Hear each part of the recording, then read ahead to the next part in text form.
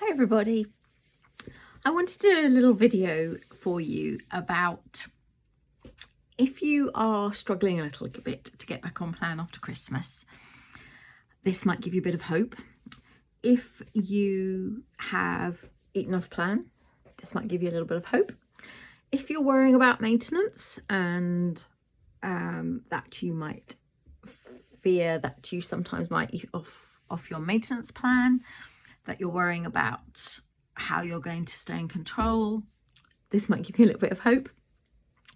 I'm going to tell you about something that happened to me this week and just tell you about it basically, share. One of you in particular is going to have a aha moment as I start telling you about this. I was at my art course. I do an art course on Tuesday morning. I started it as a response to my children starting to leave home. I have for those of you who don't know, I have a 28-year-old who is a primary school teacher and is still living at home. And I kind of describe her as she is here physically, but not really spiritually. I mean, she is, of course, emotionally, spiritually, because she still tells me about her day and everything, but she's all grown up now, lives her own life.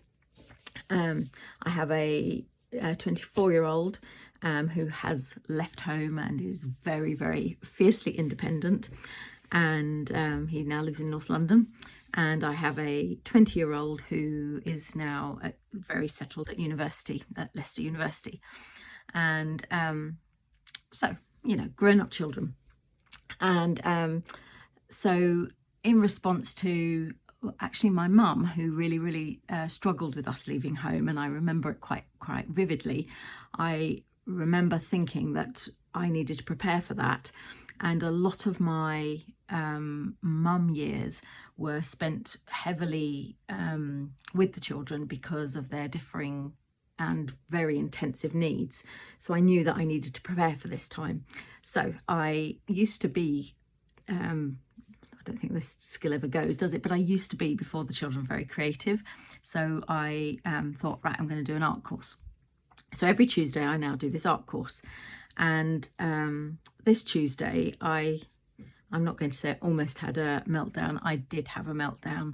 We were drawing and painting in acrylics a fox, and the first part of it was we had to draw the fox, and then we had to go on and paint it after we'd sketched it out. We get there at 10. At 11:30, I still had a blank piece of paper, having rubbed out numerous attempts at drawing this bloody fox. I couldn't draw it. I couldn't get the proportions right. I just couldn't do it. And I was getting more and more panicky. You know, when you can feel the tears pricking in your eyes. Didn't actually cry, but I got very close to it. I could feel myself getting very panicky. I was definitely in fight and flight mode, you know, that real adrenaline surging through you. It was awful, really awful. The more I wanted to do it, the less I could. In the end, our teacher, thanks to the wonderful ladies on my table who did a brilliant job at trying to calm me down and help me. One of them went over and got our teacher, and she helped me, and one fox was finally painted. She drew it for me and I managed to paint it. Anyway, that's the background to what I'm about to tell you. I went home very unhappy with myself. I mean, I was happy that I'd finally painted the fox, and I did a fair good job on painting it. I'll share the picture with you later. But I was really unhappy with the way I'd gone into that panic mode and hadn't been able to calm myself down and manage my emotions, and just, I don't know, just being grown up about it, and just being able to, it's just a bloody drawing, for God's sake, and why was I just getting so panicky about it? And you know, I wasn't grown up about the way, you know, I'm meant to be there to enjoy myself and to have fun. As one of the ladies on the table said, this is just a bit of fun. And I know that, logically I knew that, and it was just really stressing me out that I couldn't draw it. And I was just really, really irritated in the way I responded to the situation, not about the way that I couldn't draw it, but my whole response to the situation. And me, I was just irritated at me, and how all the thoughts that were going in my head about how I felt a real imposter. I felt all the thoughts I was saying to myself about how why am I here? You know, I know I can't draw. I knew I couldn't do it. What stupid person for thinking that I should be here at this course? So you used to be creative once. You're clearly not creative now. Who are you for thinking that you could be here being in this course? For God's sake, you stupid woman! You've got no creativity inside of you. You shouldn't be here. Look at all these brilliant people being able to do this. They're all onto their painting their fox now, and you've got a blank piece of paper, you stupid woman. You've got no creativity inside of you at all. You know, all the sort of negative self-talk that you do. And I was just so disappointed in myself that I'd allowed myself to sort of spiral into that sort of negative space, because I have done some really, really good paintings and drawings that I'm really, really proud of, and yet I'd managed to pull myself into such a dark place, which is very unlike me. I'm not that sort of person normally, and so I was disappointed in myself, and went home, and my job that day was to one of my jobs that day after my art course was to get rid of the Christmas cake. And you all, I think many of you know how I have this thing with marzipan, and of course Christmas cake is covered with marzipan and icing. I don't like icing particularly, and I'd made a gluten-free Christmas cake because of certain pressures I get from certain people, so that I could be seen to be eating it at certain times. And anyway, there was this gluten-free Christmas cake with marzipan, meant to be cutting it up to get rid of it. And I'm mega stressed, lots and lots of negative thoughts going on in my head. And do you think I just cut it up and chucked it in the bin? How much of that leftover Christmas cake do you think I actually ate? Actually, yes, I ate some of the Christmas cake. I ate an awful lot of the marzipan, and I wasn't enjoying it at all. I was stuffing the marzipan in my face as a way to self-soothe, as a way to block out all of those negative thoughts that I've just described to you that were going on in my head. I wasn't wanting the marzipan even. As I was stuffing it in my face, I was even saying to myself even more negative thoughts of, stop it, what are you doing? For God's sake, you're a one-to-one Cambridge consultant who has lost 7.5 stone. You know, and then all those even more negative thoughts kicked in of, well, you're a rubbish one-to-one consultant, aren't you? For God's sake, who are you? You're rubbish if you're now stuffing more marzipan in your cake to manage these negative emotions. What a rubbish one-to-one consultant you are. You're no good, are you? And so those negative thoughts then started to spiral even more until I was able to recognize what I was doing. And this is the key thing here.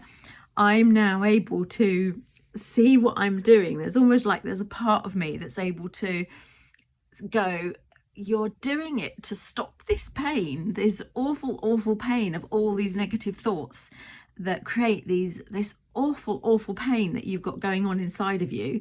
This marzipan that you're eating, you know, releases all of these endorphins, these feel-good hormones, this dopamine. It's so fleeting and so transient. You're doing it to briefly release these feel-good hormones, but then you just have to reach for it again and again and again. How's that working for you, Sonia? And actually it's just going to create even worse feelings tomorrow morning, and when you jump on the scales on Saturday morning, you're going to be even more peed off, because you'll probably see a slight gain, won't you? And then you'll be like, yeah, well, that's because of all that marzipan and some of the Christmas cake that you ate. So you'll be even more crosser, and then more negative thoughts will come into your head about that, won't it? So luckily I was able to stop that, and then stop the sliding and the cascading down into even more of those sort of unhelpful, which I don't call them good and bad anymore. I don't sort of label those sort of choices anymore, but I can see them that they're very unhelpful choices for me. I was able to stop it. And what I'm now able to do is I have that sort of, I call it an attitude of curiosity, which is what if you've read any of the workbooks that I give you when you first start, I have that attitude of curiosity now, where I'm able to go, okay, stop, step away, what is going on here? And that's what why I wanted to share this with you, because I don't just stay in that moment of self-soothing anymore. I do it, but I'm able to stop myself, and then I start, and this is why I think I've been able to never go back to that 16 stone woman ever again, is I keep on learning and learning and learning, and by having this attitude of curiosity all the time, because these painful moments will sadly never end in my life, and that those temptations to, which that pathway in my brain is always, I think, always going to be there. That tendency, as I've said before in my newsletters and in the many times that we've talked, that I am a food addict, and that tendency is always going to be there, and I'm always going to have to work at it. But now I know it's there, and I recognize those patterns, and I can see them when I'm drawn to do it. I'm able to see as I'm doing it, and I can now act on it. And I have that attitude of real curiosity of, oh, I'm doing it. Okay, right, stop. And I'm able to sort of stop, and now I'm now curious, and I'm curious in two ways. I'm curious in the sort of the overview, and I face it, and I face the truth and the reality of what's going on. So for me, at art, or after art, I was able to go, okay, what was going on there? And sort of the overview of the whole situation, if you like, was, okay, I was really peed off that I couldn't draw the bloody fox, but I'm also able to, so in that situation, I was sort of saying to myself, okay, you were annoyed that you couldn't draw the fox, right? Okay, so what do you need to do about that then? And a little bit of background to that was that I always have a little bit of a hissy fit about acrylics, because last summer I had my shoulder surgery around the same time as I was doing acrylics, so I was probably a bit anxious about doing the acrylics anyway. So I went into the acrylics part of this course feeling anxious, so that probably didn't help. So I need to practice my acrylics more, so what I've done is I've yesterday I went back to the second part of the art course to buy some more my own home acrylics paints, and I've got everything I need so I can practice that. So that's a sort of a baseline, if you like, of working on and learning for myself to sort of bolster my own self-confidence at home. And maybe I need to practice my drawing skills and my sense of proportion more. So I'm going to buy myself a book about that. So I've started looking online for basic drawing courses on books and working on that. And actually, when Charlotte, our teacher, came over, she was really, really helpful with that too. But that's something I've got to practice. But I don't think actually that might have been something to do with it. But I also make myself go a little bit deeper. And I think, okay, that might have been what it was, but go a little bit deeper, And I make myself now think a little bit beyond the sort of the superficial level as well. And I think, what else could have been going on for you? What else was going on? What could also have been underlying that was making me already feel a bit anxious? And sort of, you know, because I obviously wasn't okay within myself to be able to have faced what actually was a very minor thing to have got anxious about. Normal me, happy me, would have just been able to have laughed off the fact that I couldn't draw the bloody fox and calmed down, and eventually I'd have got there. So something else is making me unsettled at the moment. And there are several things going on for me at the moment that are making me feel quite unsettled. And one of them is that I think that my so many of you know that I had shoulder surgery last year on my left shoulder, and the underlying condition that caused that, I have a very strong suspicion, is now presenting in my right shoulder, which is really, really worrying me. And so of course that is something that's making me very, very worried.